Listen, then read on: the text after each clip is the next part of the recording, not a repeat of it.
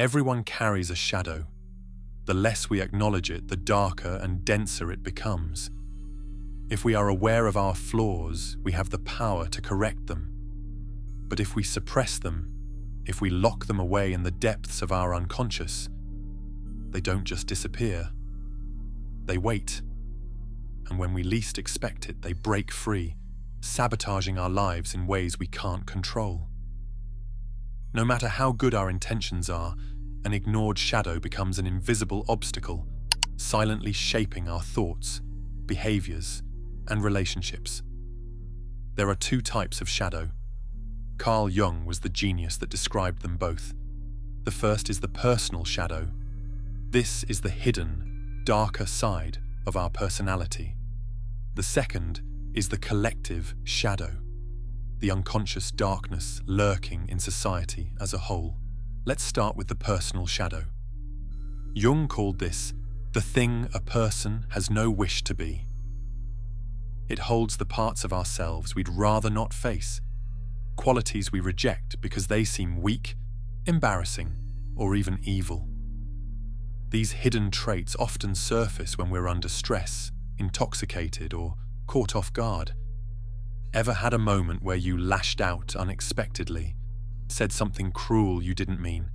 That's your shadow slipping through the cracks. And when we refuse to accept our own flaws, we project them onto others, criticizing in them what we fail to acknowledge in ourselves. Scary, right? Some people are partially aware of their shadow. They recognize certain weaknesses and keep them under control, but many refuse to acknowledge their dark side at all. In these cases, the shadow operates autonomously, manifesting as unexplained mood swings, irritability, or even cruelty. Jung believed that shadow work, becoming conscious of and integrating our hidden traits, was essential for psychological growth. Contrary to popular belief, the shadow isn't just negative. It holds great power, creativity, and insight. It was Jung himself that said, the shadow displays a number of good qualities, such as normal instincts, appropriate reactions, realistic insights, and creative impulses. Marie-Louise von Franz, one of Jung's closest collaborators, put it best. She said that the shadow is not necessarily always an opponent. In fact, it is exactly like any human being with whom one has to get along. The shadow becomes hostile only when it is ignored or misunderstood. And this is why shadow work is crucial. Our shadow isn't just filled with darkness, it also contains hidden strengths and unrealized potential. But when we refuse to explore it, we remain stuck in self-imposed limitations. Take assertiveness, for example.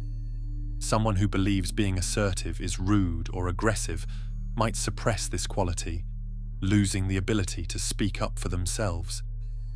Over time, this can lead to missed opportunities, financial struggles, and dissatisfaction in relationships. Now imagine this same person encountering someone who is confident and outspoken. Instead of admiration, they feel resentment.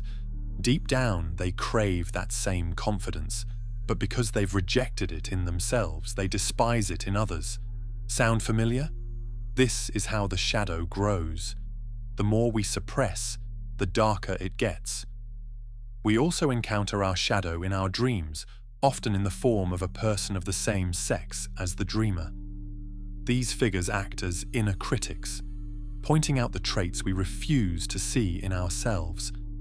That brings us on to shadow work and the process of integration. To break free from our unconscious patterns, we must recognize and integrate our shadow. This process, known as shadow work, requires deep self-reflection, radical honesty, and emotional awareness. Jung compared this process to the labors of Hercules, a long and difficult journey of self-education. It involves observing our emotional reactions, especially strong negative ones, being brutally honest about our interactions with others, and analyzing our dreams to uncover hidden aspects of ourselves. By bringing our darkness into the light, we reduce its power over us. The goal isn't to wage war against the shadow, but to embrace and integrate it. The wise words of Carl Jung said this: "There is no light without shadow and no psychic wholeness without imperfection." Jung knew that we shouldn't strive for perfection, but for wholeness. Individuation, the lifelong process of balancing our conscious and unconscious mind, aligns the ego with the self, our truest, most authentic being. Now let's discuss the collective shadow, the darkness in society. Our personal shadow is only part of the picture. There is also a collective shadow, the dark, unconscious aspects of society itself. This includes the violence and oppression we normalize, the denial of suffering in our world, and the projections of evil onto others instead of looking within. Throughout history, the collective shadow has manifested in atrocities, wars, and systemic injustices. It thrives in the places we refuse to look, the stories we erase, the suffering we ignore, the truths we rewrite. Jung argued that confronting the collective shadow is as essential as facing our personal one. In Christian tradition, this darkness has often been labeled as the devil, the embodiment of all we fear and reject. A quote from Carl Jung reads, "One must know relentlessly how much good he can do and what crimes he is capable of." When we deny our collective shadow, history repeats itself. If this message is resonating so far, please subscribe and like the video and comment down below how you plan to work on your shadow to become more whole. And make sure to share this message with a friend who needs it. Now, let's discuss facing the shadow. To summarize, acknowledge your personal shadow. Be radically honest about your emotions, projections, and hidden traits. Engage in shadow work. Integrate the parts of yourself you've rejected to reclaim your hidden strengths.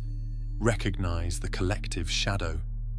Be aware of how society's darkness influences you and take responsibility for your role in it. The courage to face our darkness brings relief, not just to ourselves but to others.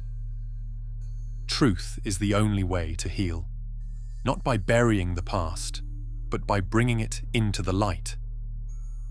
Telling the truth is the most desirable way to deal with a difficult past, rather than dismissing the atrocities and having the shadow grow blacker until it can grow no more. And know this, shadow work is lifelong. It's not easy, but it's necessary. Only by facing our inner darkness can we step into our full potential.